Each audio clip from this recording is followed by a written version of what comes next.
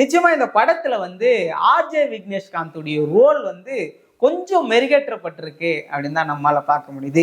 Rio ராஜுக்கு வைக்கக்கூடிய அந்த intro சீனா இருக்கட்டும், கொஞ்சம் அந்த மாஸ் எலமெண்ட்ஸா இருக்கட்டும், அது வந்து ரியோவுக்கே ஒர்க் ஆகலைனாலும் ஆர்ஜே விக்னேஷ்காந்துக்கு ரொம்ப சூப்பரா ஒர்க் ஆகியிருக்கு. நம்ம இதுக்கு முன்னாடி யோகி பாபுடைய காமெடி கேரக்டர்ஸ் நம்ம பார்த்துருப்போம். ஆனா பிரதீப் வந்து யோகி பாபு ஒரு வேற மாதிரி கேரக்டர்ஸ்ல யூஸ் பண்ணுவாரு. ரொம்ப சட்டிலா இருக்கும். அதே மாதிரி அந்த கேரக்டர் வந்து நம்ம மனசோட ஒன்றி போற மாதிரி இருக்கும்.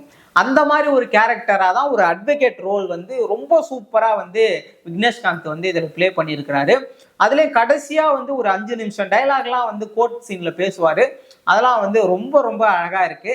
அதனால இந்த படம் வந்து சாதாரண கதை, சாதாரண வாழ்க்கை, ஒரு கணவன் மனைவிக்குள்ள எத்தனையோ பிரச்சனை வரும். சின்ன சின்ன பிரச்சனைகள்லாம் வந்து எப்படி பெரிய பிரச்சனையா மாறுது. இந்த சமூகம் வந்து நம்மளை எந்த அளவுக்கு ஒரு தவறான பாதையில அழைத்து செல்லுது, அதுல யாரும் வந்துட்டு போய் சேர்ந்துடாதீங்க அப்படின்றத ரொம்ப தெளிவா சொல்லியிருக்காங்க.